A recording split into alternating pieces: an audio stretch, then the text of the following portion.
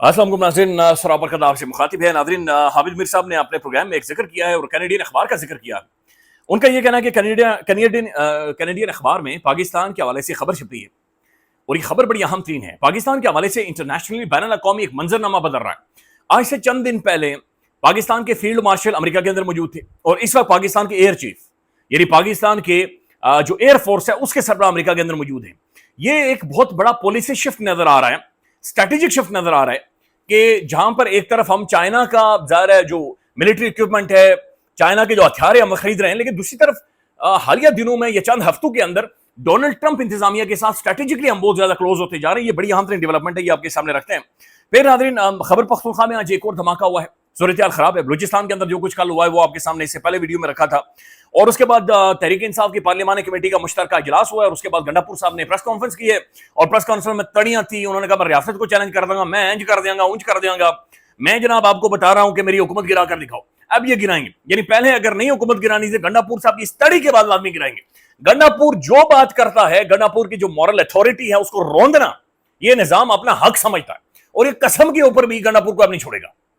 जो ही गंडापुर कहता है, अब अगर गंडापुर कहना है अभी रात है तो निजाम मजबूर कर देगा गंडापुर को कि नहीं कहो सुबह है, और फिर गंडापुर कह भी देगा। आप अंदाजा लगाएं गंडापुर की मॉरल अथॉरिटी का।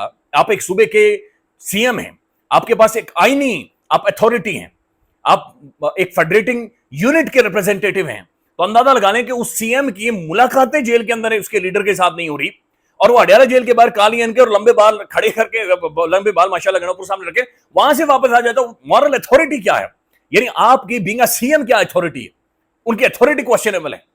तो आज प्रेस कॉन्फ्रेंस करके वो तड़ियां लगा रहे हैं, फिर कह रहे हैं मैं रियासत को चैलेंज कर। भाई रियासत को कौन चैलेंज कर सकता है? स्टेट को कौन चैलेंज करता है?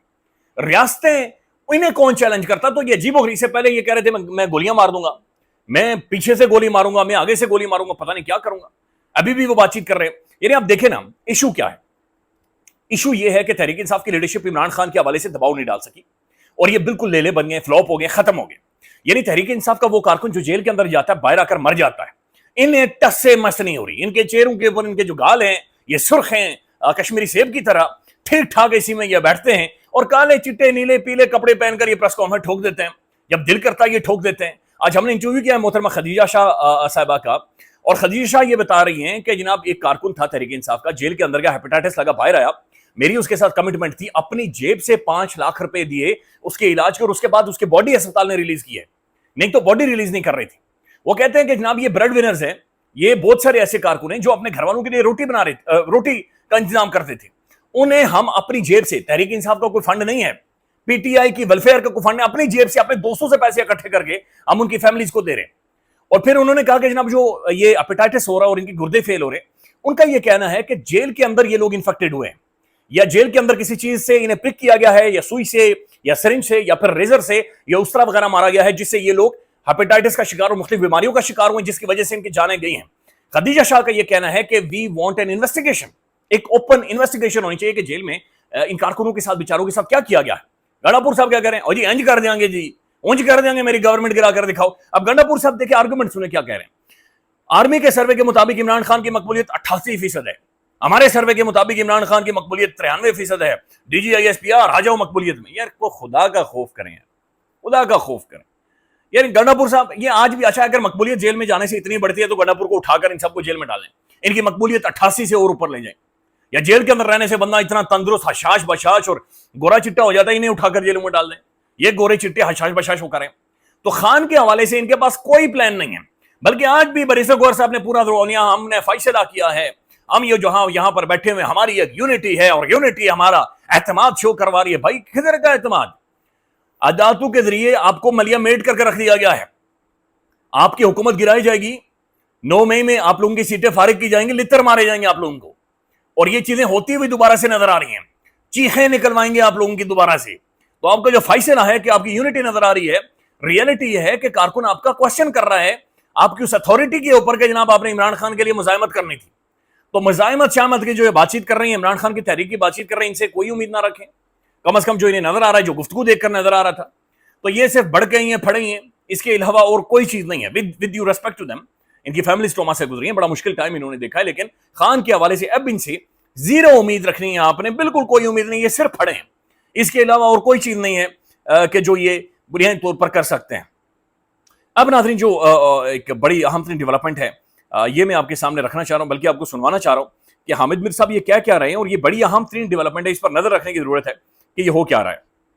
یہ ایک ہندوستانی اخبار میں شائع ہوئی ہے اور یہ خبر بتا رہی ہے کہ مئی 2025 میں پاکستان سے شکست کھانے کے بعد ہندوستان کی جو حکومت ہے اس نے ایمرجنسی بیسس پہ 23 کروڑ ڈالر کے جو نئے منصوبے ہیں، نئے معاہدے ہیں، ان پہ دستخط کیے ہیں، اور 13 نئے معاہدے ہیں، اور جو انڈین گورنمنٹ ہے وہ مختلف مغربی ممالک سے اسلحہ خرید رہی ہے. ایک تو یہ خبر ہے.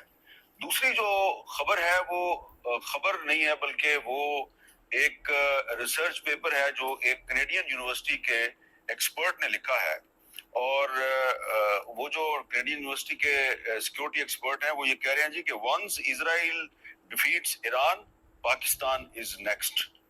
اور اس میں انہوں نے اب یہ بہت اہم ترین ڈیولپمنٹ ہے. اب شروع میں یہ انہوں نے کہا ہے کہ انڈیا تقریباً 23 کروڑ ڈالرز کا نیا اسلحہ خرید رہا ہے، اور انڈیا دوبارہ سے سر اٹھا رہا ہے. یہ پاکستان پر حملہ کرے گا، اٹیک کرے گا، اور انڈیا اس کے لیے پورا باقاعدہ سے ماحول بنا رہا ہے. کینیڈین یونیورسٹی کے ایک پروفیسر کا یہ ریسرچ پیپر ہے جس میں لکھا گیا ہے کہ اسرائیل ایران سے فارغ ہونے کے بعد انڈیا کے ساتھ مل کر پاکستان پر حملہ کرے گا. آپریشن جو سندور تھا اس میں جو ڈرونز پاکستان کے اندر آئے تھے وہ اسرائیلی تھے، اور اسرائیلی ایکسپرٹس اور بلکہ فوج کے کمانڈ انڈیا کے اندر بیٹھی ہوئی تھی جو ساری چیزوں کو دیکھ رہی تھی. بلکہ جو بالا کوٹ سٹرائک ہوئی تھی، بالا کوٹ میں پے لوڈ گرا تھا، وہ بھی اسرائیلی میڈ تھا. لہٰذا یہ باقاعدہ سے پاکستان کے گرد گھیرا تنگ کیا جا رہا ہے، اور یہ کوئی نہ کوئی اس طرح کی کہانی بنائی جا رہی ہے. تو یہ ہو رہا ہے انٹرنیشنلی پاکستان کے حوالے سے. لیکن اسی دوران جو یہ اہم ترین خبر ہے، for the first time in over a decade, ایک دہائی سے زیادہ کا عرصہ گزر چکا ہے، a serving Pakistani Air Force chief has visited the United States in a move that signals a major shift in bilateral defense ties. یہ ایک دہائی کے بعد پاکستان کا جو ایئر چیف ہے، ایئر فورس کا سربراہ، ایئر فورس جو ہمارے سروں کا تاج ہے، ہمارا فخر ہے، ایئر فورس، یعنی یہ حالیہ جنگ کے دوران ناظرین مجھے ایئر فورس کے لوگوں کا انٹرویو کرنے کا موقع ملا. آپ یقین مانیں پہلی دفعہ پتہ چلا کہ فورس کیا ہوتی ہے. پہلی دفعہ پتہ چلا کہ ایک ڈسپلنڈ فورس، پڑھے لکھے لوگ، محب وطن آفیسرز کیا ہوتے ہیں. یعنی لٹرلی یہ بہت غیر معمولی تھا. ان کا رویہ، ان کی پرسنالٹیز، ان کی انڈرسٹینڈنگ، ان کی اسٹریٹجک انڈرسٹینڈنگ، ان کی دشمن کو لے کر انڈرسٹینڈنگ، ان کا ہیومر، ان کا کرزما، کوئی الگ طرح کے لوگ ہیں، اور الگ طرح کی کوئی چاشنی ہے ان کی گفتگو میں، ان کے جذبے میں، ان کی شخصیات میں، اور یہ چیز نظر آئی ہے.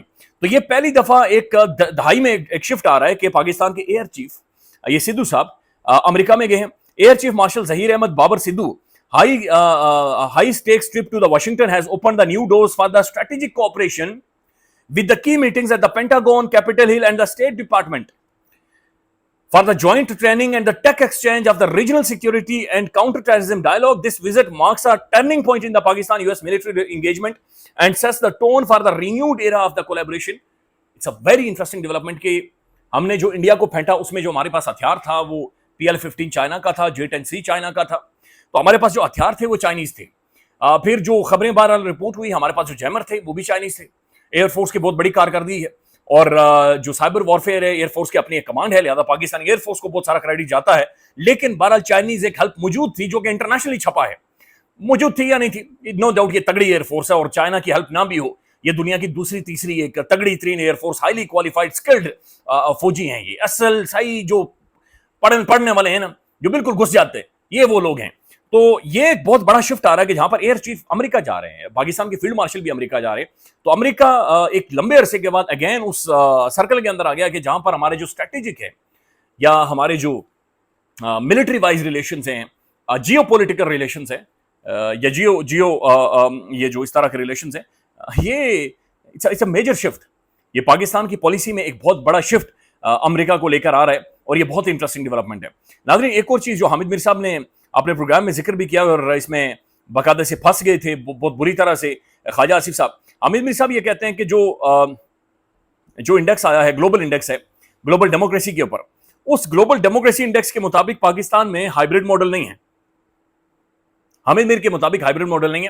انہوں نے ٹویٹ بھی کیا ہے، ورلڈ ڈیموکریسی انڈیکس کے مطابق پاکستان میں ہائیبرڈ سسٹم آمرانہ سسٹم میں بدل چکا ہے. یعنی ورلڈ ڈیموکریسی یہ کہہ رہی ہے کہ پاکستان میں ہائیبرڈ سسٹم جو خواجہ آصف صاحب کہہ رہے ہیں ختم ہو چکا ہے. یہاں پر ایک آمرانہ سسٹم ہے، اتھارٹیرین گورنمنٹ ہے، یعنی ایک بادشاہ آتا ہے، 1% कंट्रोल है। लेकिन वजीर दिफा ख्वाजा आसिफ कहते हैं कि मैं इस सिस्टम का हिस्सा हूं और बड़ी ईमानदारी से बता रहा हूं कि हाइब्रिड सिस्टम बड़ी कामयाबी से चल रहा है। तो इसका क्या मतलब हुआ कि पाकिस्तान में 1973 का आइन मुअत्तल हो चुका है? यह हामिद मीर का बड़ा अहम तरीन सवाल है। दूसरी तरफ नाज़रीन, ये खबरें भी गर्दिश कर रही हैं कि शायद चौधरी निसार की अडयाला जेल में इमरान खान से मुलाकात होगी और किसी तरह के मुज़ाकरात होंगे। मुज़ाकरात की सोल्यूशन है, मुज़ाकरात ही हल है।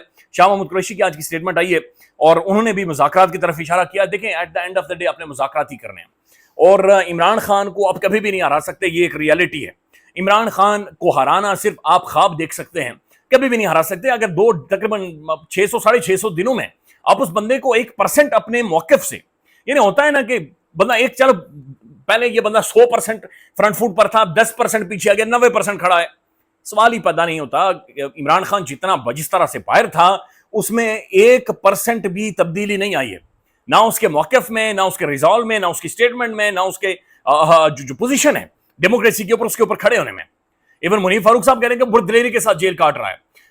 राना सनाउल्लाह कह रहा है कि हमने सोचा भी नहीं था, अनइमेजिनेबली ये बंदा बेहतरीन तरीके से जेल के अंदर खड़ा है। बल्कि मैं एक स्टेटमेंट देख रहा था, ये बड़ी इंटरेस्टिंग है। ये अलीना शिगरी साहिबा की स्टेटमेंट है और वो बता रही हैं कि उन्होंने बाकायदा से इसे कोट भी किया है। और अलीना शिगरी की स्टेटमेंट ये है कि वो कह रही है कि मुस्लिम लीग नून की एक शख्सियत के साथ मेरी ऑफ द रिकॉर्ड मुलाकात होती है। हुकूमत के एक वजीर के साथ ऑफ द रिकॉर्ड मैंने पूछा कि मुल्क नहीं चल रहा, इन्वेस्टमेंट नहीं आ रही, इदारे तबाह हाल हो गए हैं, अवाम साथ नहीं है, मईशत बर्बाद होकर रह गई है, आप क्या कर रहे हैं और आपके पास हल क्या है? वो कहते हैं हुकूमती वजीर ने मुझे कहा कि इस मुल्क का वाहिद हल इमरान खान है, इमरान खान को रिहा किया जाए और हुकूमत उसको दी जाए, क्योंकि अवाम में उसकी मकबूलियत है और मुल्क सिर्फ और सिर्फ इमरान खान की सपोर्ट से चल सकता है। This is the reality. Internationally बैनुल अक़वामी मंजरनामा चेंज हो रहा है।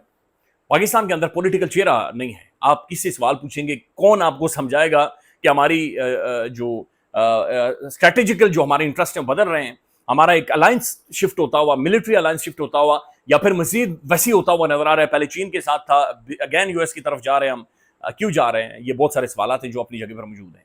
ख्याल रखिएगा। अल्लाह हाफिज़।